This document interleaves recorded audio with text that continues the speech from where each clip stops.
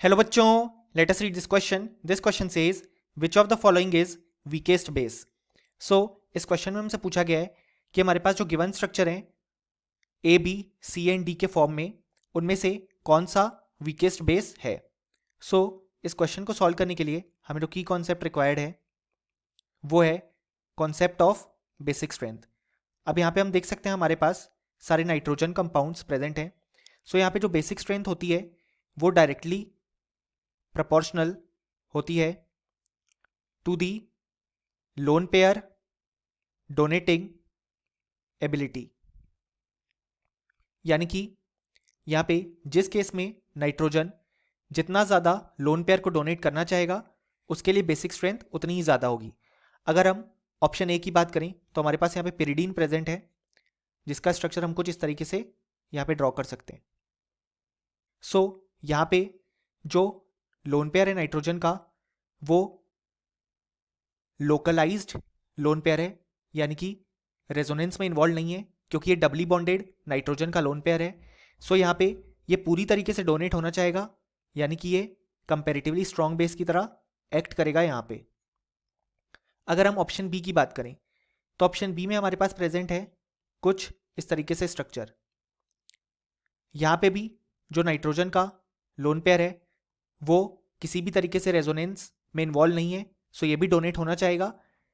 लेकिन यहाँ पे ऑक्सीजन का माइनस आई इफेक्ट हमें देखने को मिलेगा, तो ये भी यहाँ पे as a good base act करेगा. लेकिन इसकी बेसिक स्ट्रेंथ जो होगी वो हमारे पास ए से कम होगी क्योंकि यहाँ पे ए के केस में जो माइनस आई इफेक्ट लगेगा वो due to the electrons of benzene लगेगा, जबकि यहाँ पे ऑक्सीजन माइनस आई इफेक्ट लगाएगा. सो ऑक्सीजन का माइनस आई इफेक्ट ज़्यादा स्ट्रांग होता है, इसलिए जो बी है वो कंपेरेटिवली वीकर बेस हो जाएगा ए से. अब अगर हम बात करें यहाँ पे ऑप्शन सी की, तो ऑप्शन सी में हमारे पास जो नाइट्रोजन है वो यहाँ पे रेजोनेंस में इन्वॉल्व होगा विद दी बेंजीन. इसी कारण से ये डोनेट पूरी तरीके से नहीं हो पाएगा, इसलिए ये एक वीकर बेस होगा.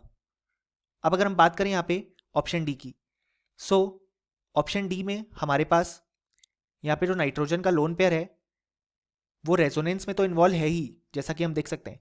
लेकिन यहाँ पे ये लोन पेयर इस स्ट्रक्चर को एरोमेटिक कैरेक्टर देने के लिए रिक्वायर्ड है, और हम जानते हैं एरोमेटिसिटी से स्टेबिलिटी आती है. सो अगर हमने यहाँ पे ये लोन पेयर डोनेट करवाया तो यहाँ पे ये एरोमेटिक कैरेक्टर चले जाएगा, यानी कि हम स्टेबिलिटी हटा रहे हैं. इसलिए ये नाइट्रोजन कभी भी लोन पेयर डोनेट नहीं करना चाहेगा, इसलिए ये सबसे वीकेस्ट बेस हो जाएगा हमारे पास यहाँ पे. सो जो बेसिक स्ट्रेंथ का ऑर्डर आएगा हमारे पास वो होगा सबसे weakest base D, then C, then B and then last में ए. सो सबसे स्ट्रॉन्गेस्ट बेस है ए एंड वीकेस्ट बेस है डी. सो करेक्ट आंसर हो जाएगा ऑप्शन डी. और फाइनली हमें बोल सकते हैं कि इस क्वेश्चन का हमारे पास जो करेक्ट आंसर आया वो आया option D. Hope you understood it well. Best of luck.